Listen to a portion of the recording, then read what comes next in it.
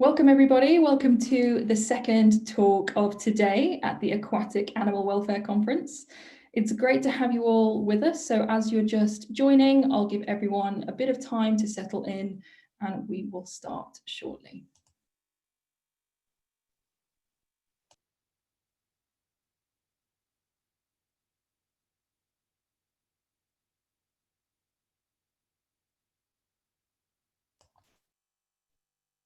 Welcome everyone who's just joining us. Welcome to the second talk of today at the Aquatic Animal Welfare Conference. Thank you for being here with us. I will just give you a few more seconds to settle in and then we'll get going.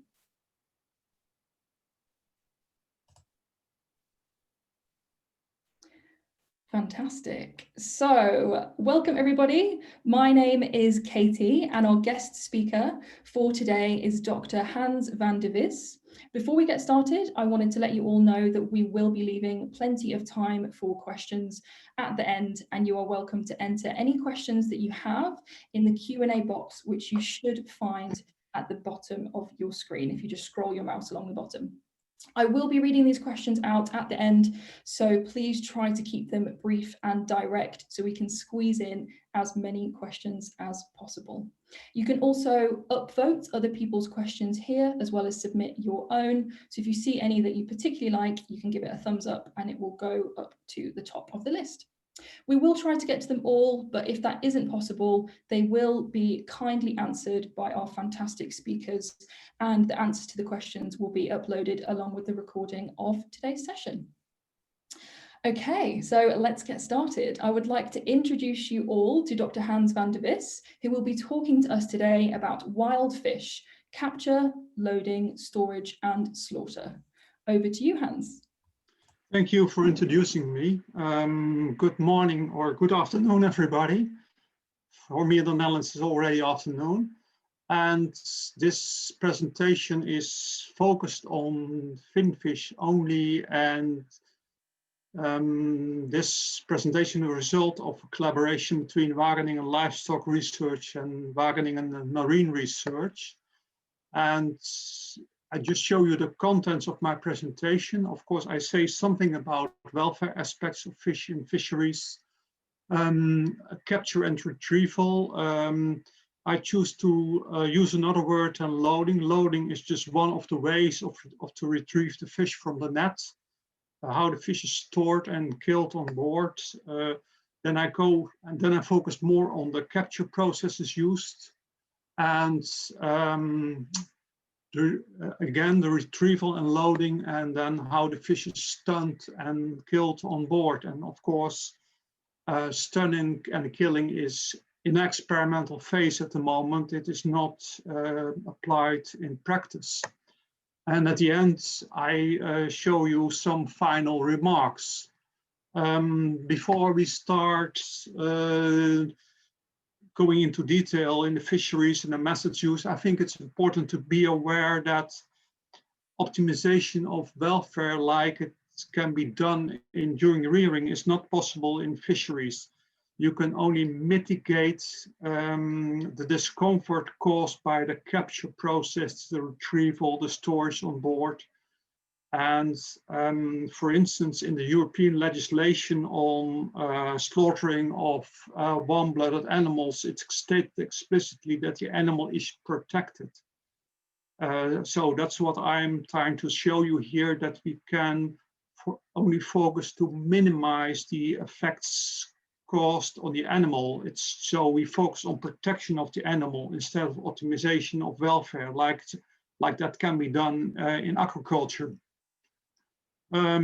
It's very important to be aware that at present there are no methods used to assess welfare aspects during the whole process of capture, storage, and killing on board. Of course, there are ways to do that, and I will show you some aspects. It's possible to assess the vitality of the fish that is brought on board by assessing how the fish is responding to stimuli given, assess the amount of damage caused by the capture process, count the numbers of fish that are brought dead on board, consider the volume of the bycatch and the numbers of fish in that. And if the bycatch is unwanted, then of course, obviously, that can be a welfare problem. A very short overview of what we know about welfare in fisheries.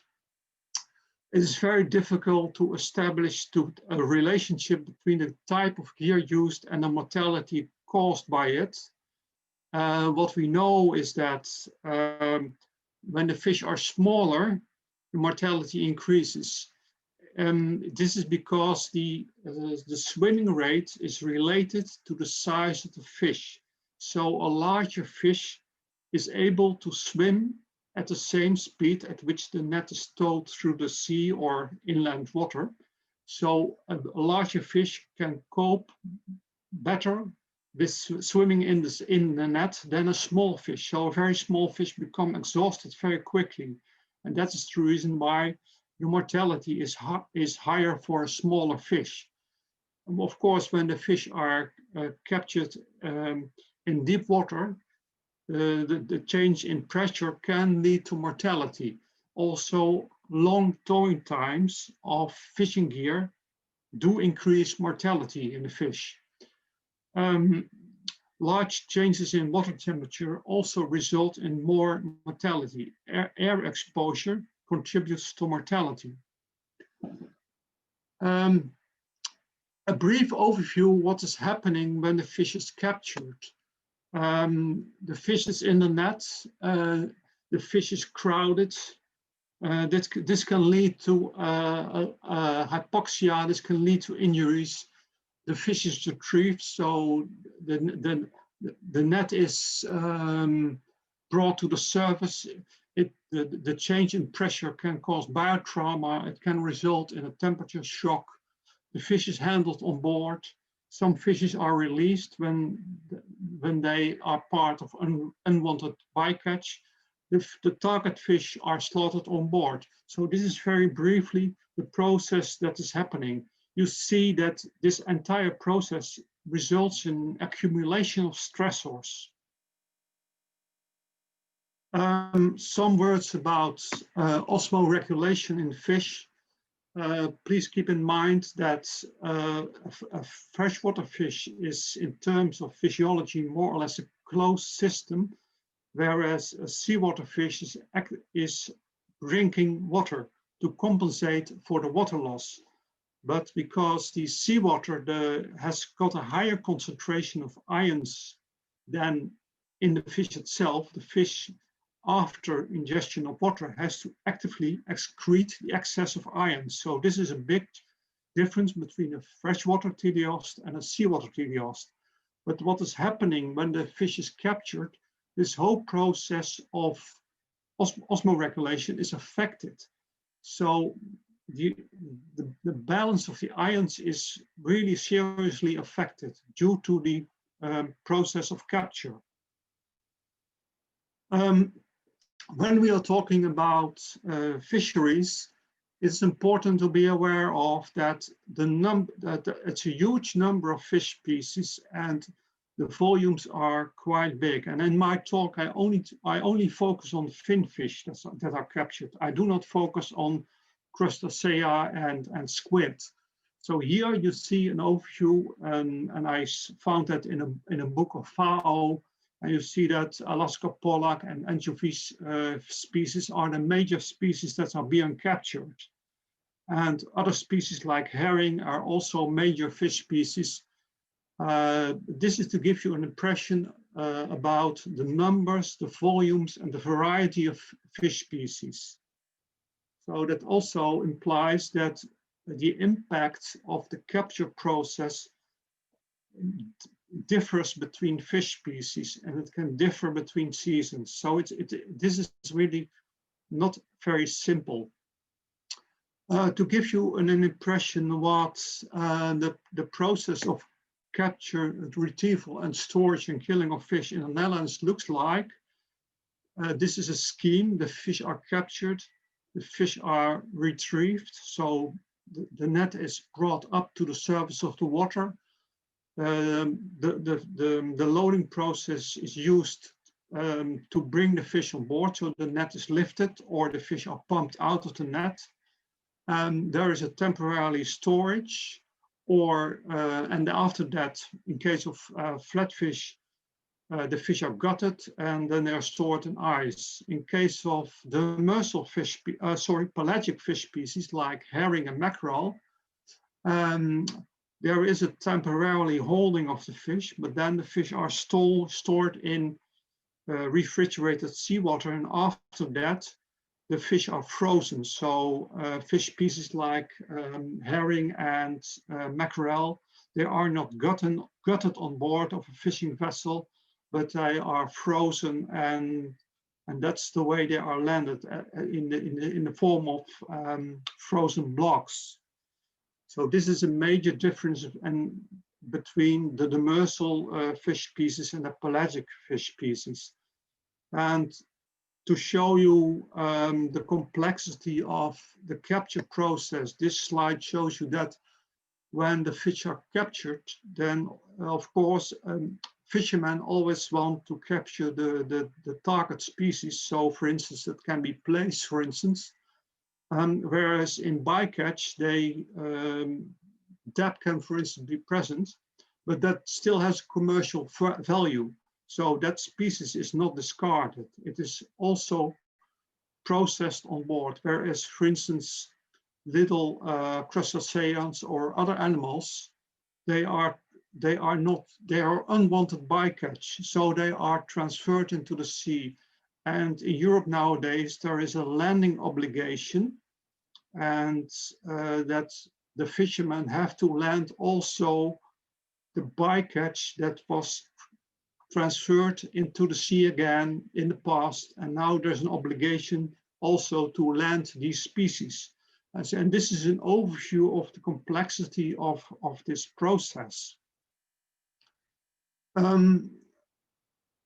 Now I just want to show you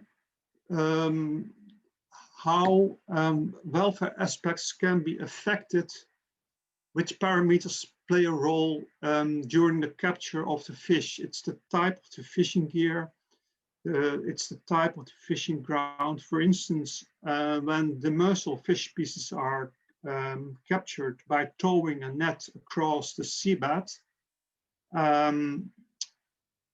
depending on the fishing ground, bricks and stones and pieces of wood may also be present in the net. So you can imagine that this causes damage to the fish. Whereas in case of a sandy seabed, this kind of debris is absent in the net. So there's much less damage to the fish. In case of pelagic fisheries, when the fish are swimming in the water column and a mid-water trawl is used, obviously this kind of fisheries does not result in debris like stones and pieces of wood in the net. And of course, the fish species, that's also relevant. Some fish species are rather delicate. For instance, haddock loses a lot of scales caused by capture, whereas cod is a bit more resilient and the scale loss is much less. Also, the season has got an effect on the, in case of herring, for instance, during summer when the metabolic activity in an animal is high, the capture process may lead to belly burst. And whereas in winter, when the metabolism in the animal is lower, this doesn't happen. And also the life stage of the fish is important to in this process. The methods used for loading is, for instance, the whole cod end. Is it lifted? So if that happens, there is a compression there's a lot of pressure on all the fish. Whereas when the fish are pumped on board, of course, this doesn't happen. How are the fish stored on board of the vessel? Are the fish stored in a dry bin, for instance, or in oxygenated seawater? that really makes a difference. And how are the fish processed on board? Are they gutted, or are they, after temporarily storage in seawater, are they frozen? These are all different processes, and these different processes have got a different effect on the welfare aspects. To show you the different kind of fishing gears that are used worldwide, surrounding nets are used, trawl nets are used. They can be towed over the seabed. They can be towed in the water column. Dredges are used, lift nets are used, falling gears are used. Gill nets are used. These nets are a kind of curtains that are placed in the water, and the fish become entangled into it. Hooks can be used on long lines. Even in some cases, explosives are still used to capture fish. I'm amazed that stupefying devices like explosives are still used.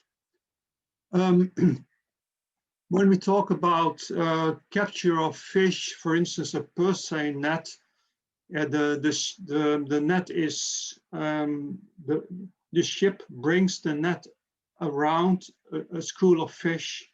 The net is closed, the bottom of the net is brought up, and the fish is brought on board. A completely different way of capturing fish is, for instance, the Scottish seine.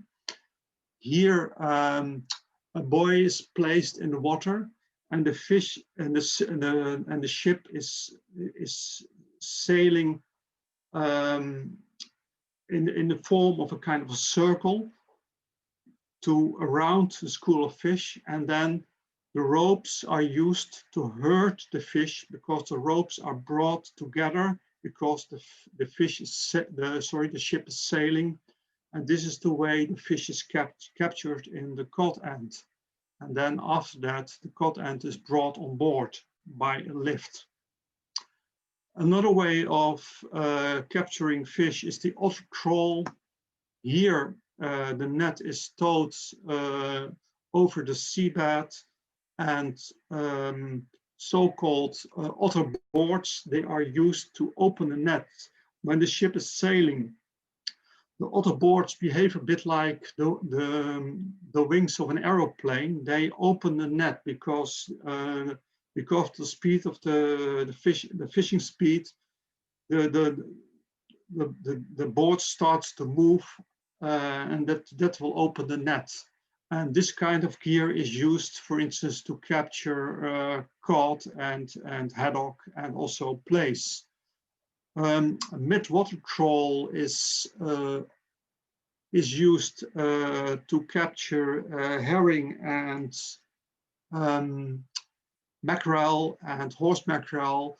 These fish species live in the water column, and here the net is floating in the water column, and here also boards are used to open the net. These kind of nets can be equipped with all kinds of sensors to detect what's happening during the capture process. So you see that the habitat in which the fish is living determines the type of fishing gear that is used to capture the fish. Just to show you an example how the fish is behaving when it is captured in a net, the fish attempt to swim at the same speed at which the net is towed through the sea, and obviously because the towing time may take a few hours, the fish cannot cope with that. The fish becomes exhausted, and as I mentioned before, smaller fish become exhausted sooner than larger fish. So this photographs shows you how the fish is trying to swim at the same speed at which the net is towed. Now some words about how the fish can be loaded, how the fish can be brought on board of a fishing vessel. And two methods can be used. One method is, for instance, a canvas lift. And the other method that can be used is, for instance, the use of a pump. In case of demersal fish species, the cod end is lifted, and this is the way the fish is brought on board of the vessel. And then the net is opened and the fish are exposed to a fall, and the fish fall into a dry bin on board of the vessel. In case of fish species like herring and mackerel, a pump is used and a hose is placed on the cod end, and a big fish pump is used to pump the fish out of the net and bring the fish into a tank with refrigerated seawater. And in this tank, the fish are cooled. Usually the fish are in high densities in such a refrigerated seawater, so the fish is exposed to a temperature, a rapid change in temperature, because the refrigerated seawater is obviously colder than the seawater in which the fish was captured. The fish are placed in a high density in a refrigerated seawater tank, and after that, fish species like herring and mackerel are frozen in blocks on board of a fishing vessel. What we have done in experiments on board of a Norwegian research vessel, we wanted to know when fish species like haddock and cod were brought on deck, how long it would take for the animals to die, or whether these animals are already dead or have already lost consciousness. So what we did is we at time intervals, we took a sample from the fish that were brought on board, and that was done at a little bit less than half an hour, at a little bit less than 1 hour, and a little bit less at 1.5 hours, and 2 hours. So we had 4 time intervals, and in these time intervals, we measured brain function in cod and haddock. And the C stands for haddock, and the H stands for, the C stands for cod, of course, and the H stands for haddock.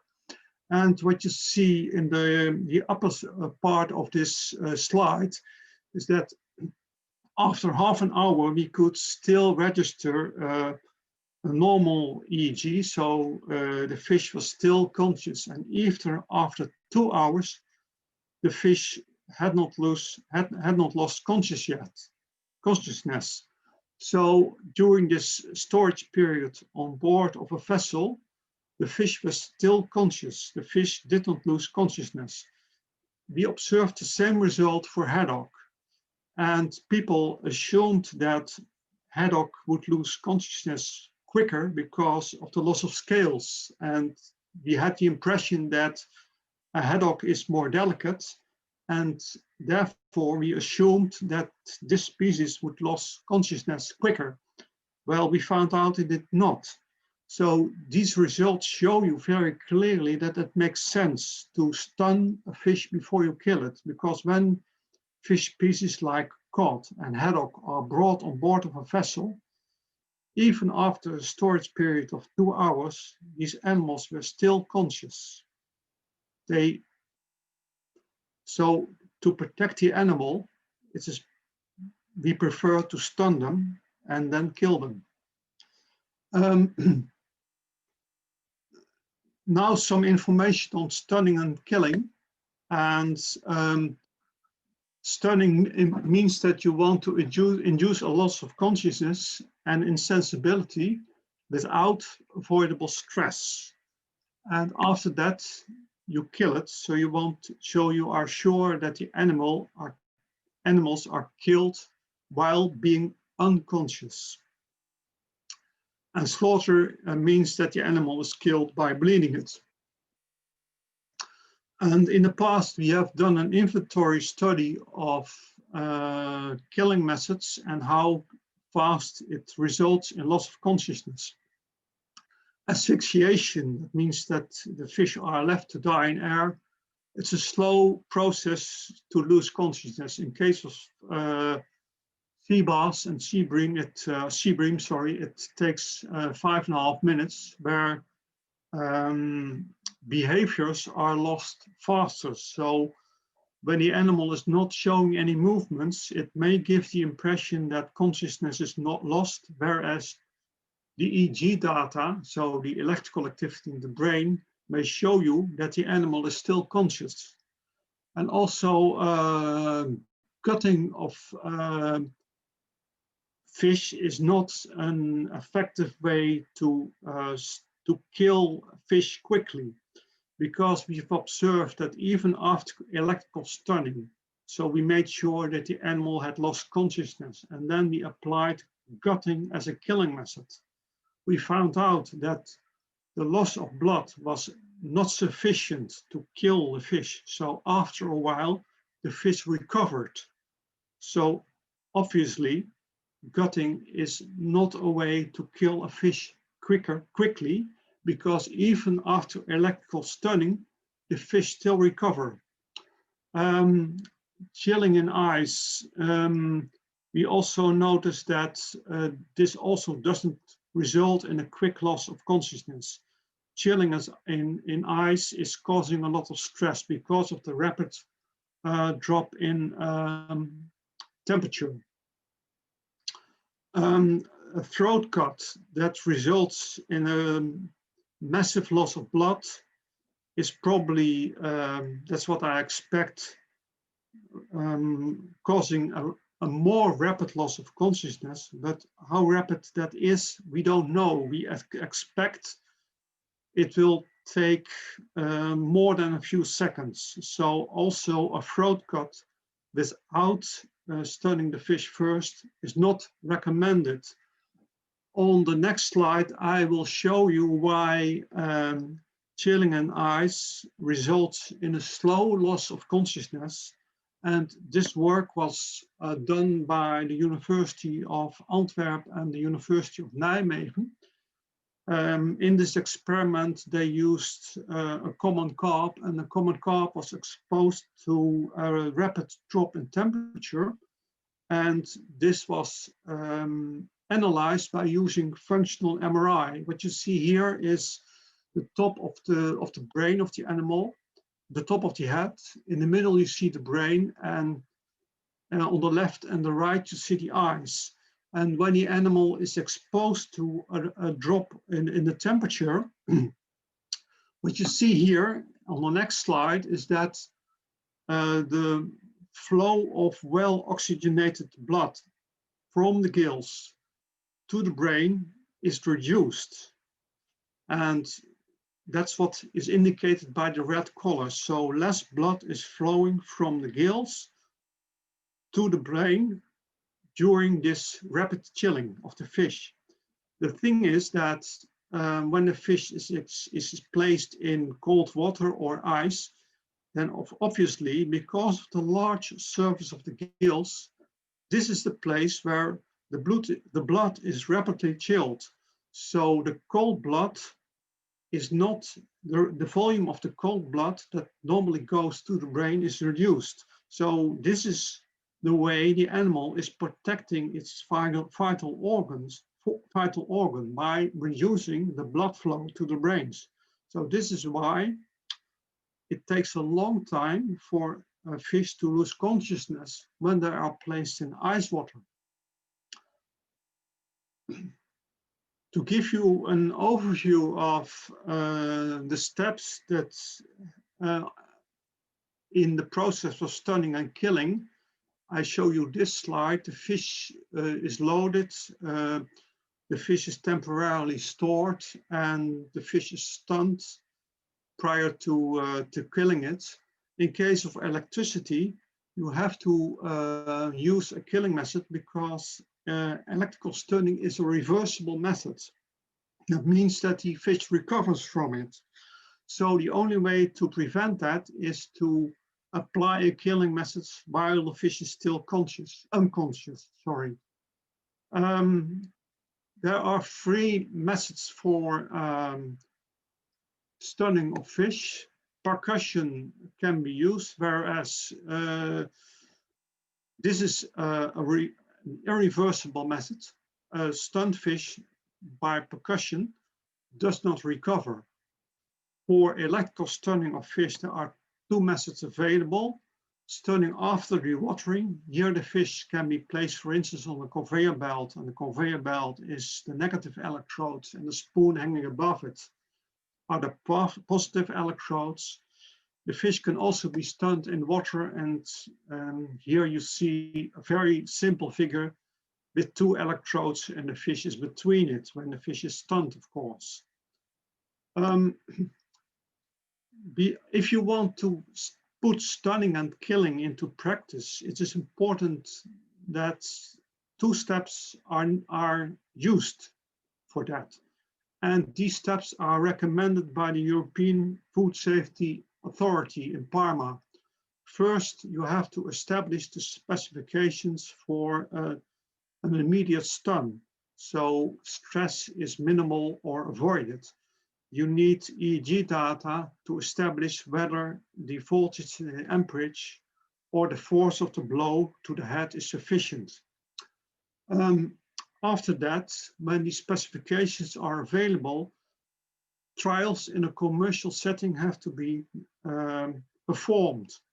These trials are important to establish whether or not the fish are exposed to pre-shocks when electricity is used. Obviously, pre-shocks should be avoided. And also it's important to be aware that when electricity is used, that the time interval between the fish, when the fish leaves the stunner and when the killing method is applied, this time interval should be limited to avoid recovery. And also the slaughter rate that can be achieved, so the number of fish stunned and killed per hour, that should be, of course, according to the wishes of the fishermen, because they have to use this method. So it is very important to be aware of these steps, because simply buying equipment and place it on board of a vessel and simply start using it, this is not the way to go, because another important issue is that if unwanted bycatch is present in the catch and that bycatch needs to be placed back into the sea again, obviously the bycatch should not be stunned. It should be taken out of the catch as quickly as possible to make sure that the survival is optimal. Some words about the current status of stunning and killing of captured fish in the Netherlands. We are still working on step one. We have established the specifications for electrical stunning after dewatering. We are busy to establish the specifications for stunning of fish in seawater, and trials in step two have not been performed yet.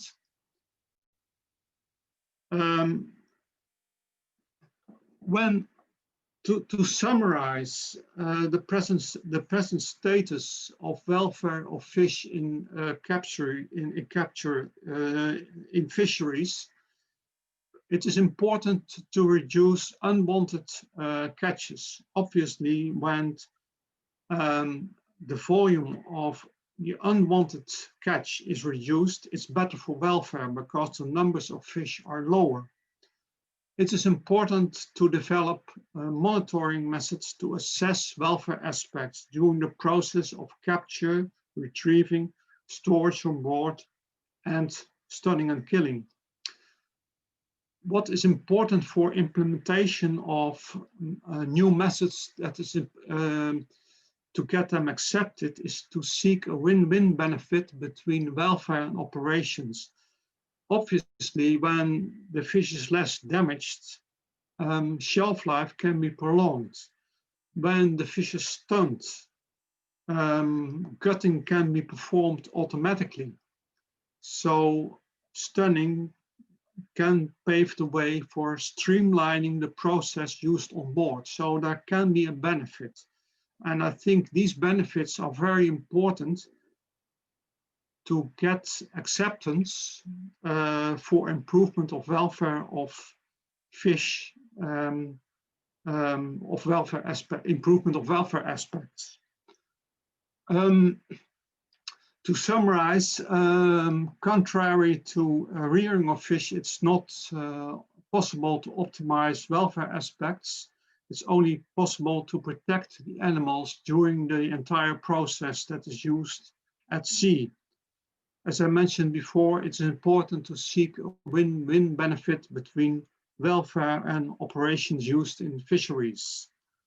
And last but not least, work we have been doing and we did in the past and work we are doing now, it is sponsored by the Dutch Ministry of Agriculture, the European Commission, and also many other sponsors. Thank you for your attention. Thank you, Hans, so much for that fantastic presentation. I just want to direct everyone's attention to the Q&A box at the bottom of your screen. You are welcome to submit questions there, either anonymously or with your name. So do feel free to pop some more questions in there. Just to get us going, Hans, a first question. With wild caught fishing, is there any industry standards to remove bycatch effectively to avoid stunning it?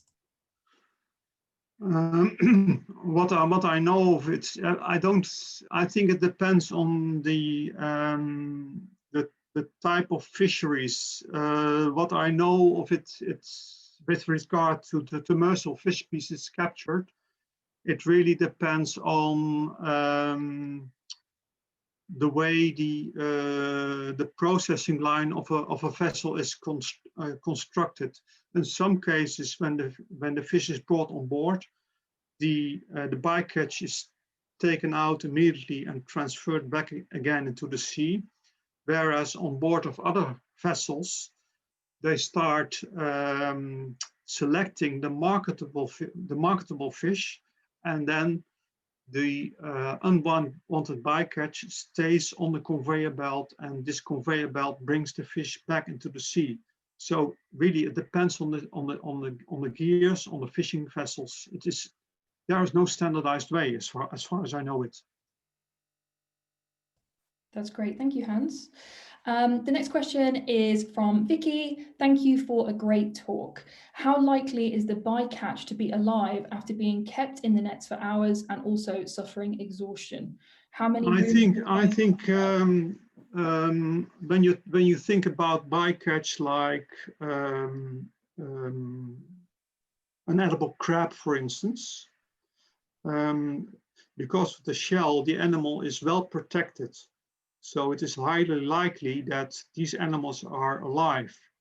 And in the past, we have done survival experiments with captured plaice and dab and other species. And we've observed that huge numbers of fish are still alive when the fish are brought on board. You have to think about 50 to 80% of the animals are brought alive on board. So that's why we think stunning of the animals is really relevant before you kill them. Fantastic, thank you, Hans.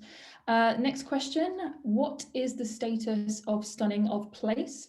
Is it optimized and approved? There is no legislation yet with respect to stunning of captured fish, not on a national level and not on a European level. With respect to stunning of plaice, we have established the specifications in the laboratory, and experiments to test in a commercial setting if stunning is carried out correct, if unwanted bycatch is not passed through the stunner. These kind of experiments have not been carried out.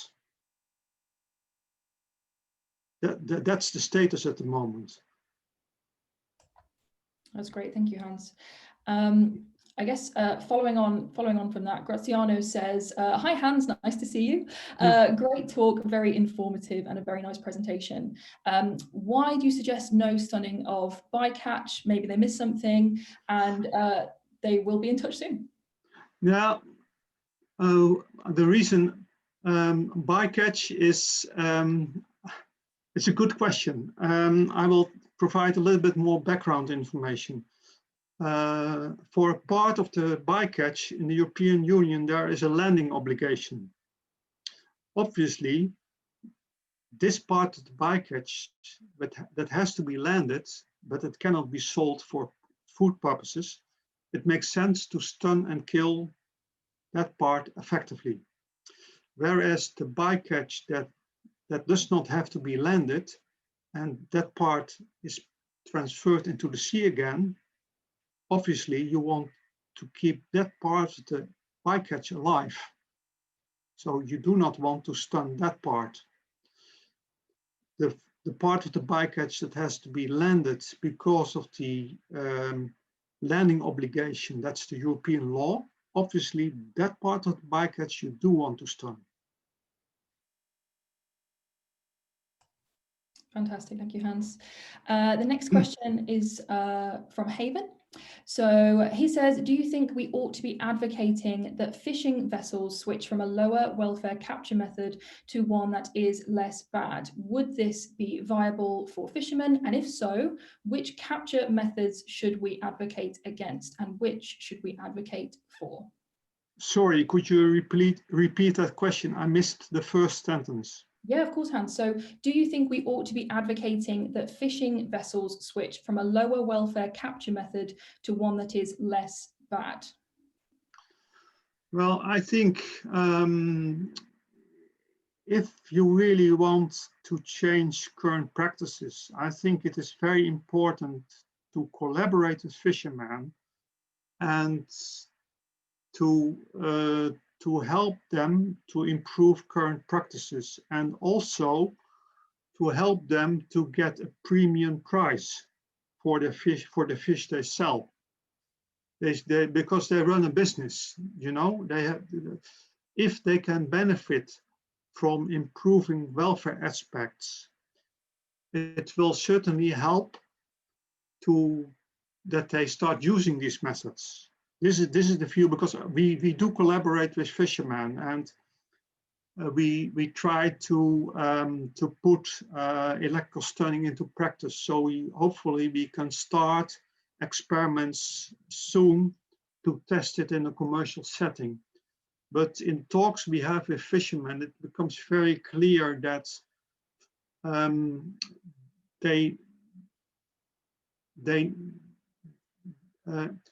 they also have to consider aspects like feasibility, you know, because it costs them money.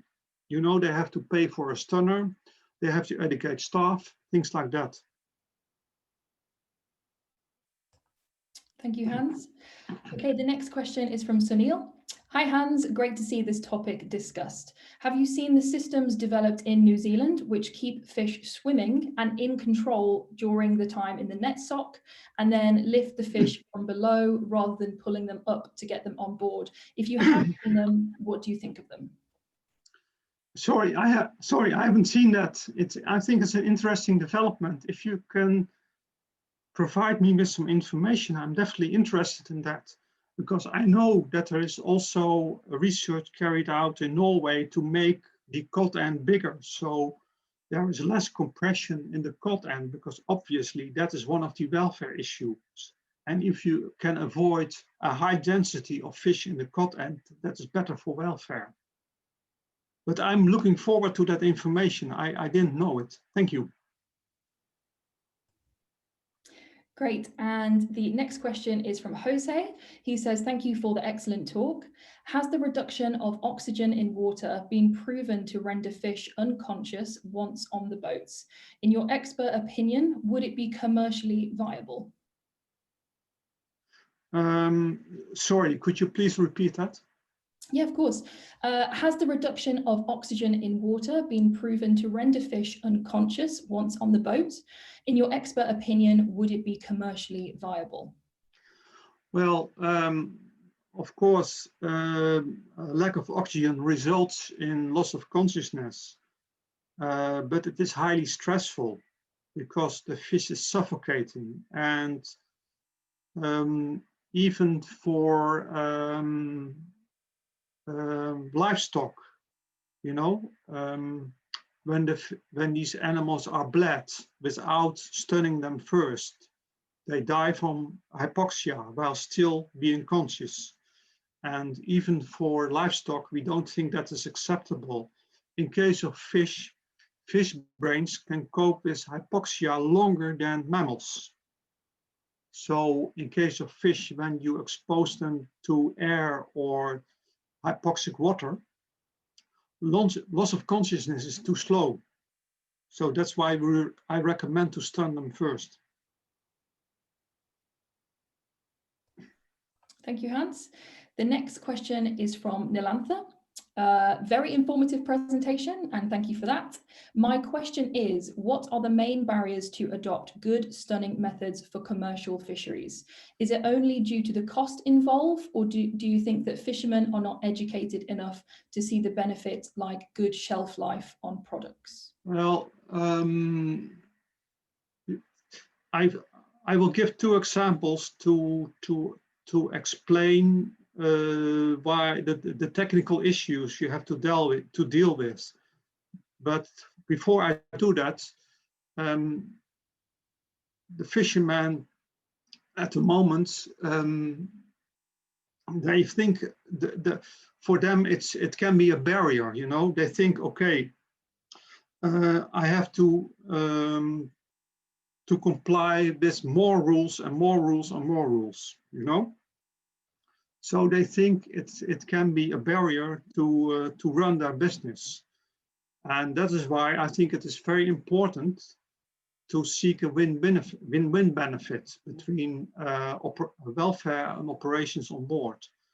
And now I want to tell you something about the technical issues. If you think about capture of demersal fish species, there is a huge variety of fish species present in the net. And also debris is present in the net. Bricks, wood, pieces of metal. So, and of course, bycatch, and the part of the bycatch you want to keep alive. So you have to be sure that there is a selection process before the fish is passed through the stunner. Obviously, the bycatch that has to be placed back into the sea should not be passed through the stunner. Obviously, the debris should also not be passed through the stunner. If there is a piece of metal present, because of the conductivity differences, all the current will pass through the metal instead of through the fish. So the fish will be exposed to painful stimuli instead of stunning them. And when you're talking about pelagic fisheries, it is completely different. It is more targeted to one or two species, but the volumes are way bigger. And also there is very little bycatch in that type of fisheries. And the amount of debris in the net, as far as I know it, pieces of wood and stones are not present. But in case of pelagic fisheries, the challenge is on volumes. You have to think about 50 tons per hour that is brought on board of a vessel. The volumes are huge. In case of the demersal fisheries, the challenge is the varieties of fish species and the debris that is present. And of course, the bycatch that should not be passed through the stunner. This is what I know about the challenges for stunning of captured fish. Thank you, Hans. Another question from Haven. How widely used is stunning currently on fishing vessels? I've heard there's only a couple of ships in the whole world that currently stun. Yeah, but what I know of it is that in the Netherlands there is one vessel experimenting with it, but it is not ready for use in practice. On board of Norwegian vessels, they are using it, but they are actually not stunning the fish, they are immobilizing the cod. And the reason why they use these stunners is that an immobilized cod is easier to gut, because these cod species, they can be very big fish. Imagine that you have to hold a fish of, let's say, 5 to 7 kilos in one hand, and that animal is still moving. So for working conditions, cod are immobilized by using electricity on board of vessels. And then the immobilized fish can be gutted easier. But obviously, immobilizing fish with electricity is administering painful stimuli to the fish. So I do not recommend that. But of course, I understand the issue of the working conditions. And that has been improved. So if you immobilize the fish for the working conditions, I propose that you stun the fish and then gut it instead of immobilizing it only. Thank you, Hans, that's great. That is all the questions answered, and that has beautifully taken us to 10 to, which is perfectly on time. So thank you once again, Hans, for your fantastic presentation with so much useful information in there. And thank you to everyone who has participated and everyone listening. So the next talk will start at 12:45 GMT, so just under 1 hour's time, and it will be about banning the sale of live fish with Meda simanis vitae from Animar International in Lithuania. So I hope to see you all there. Thank you once again, Hans. Okay, you're welcome.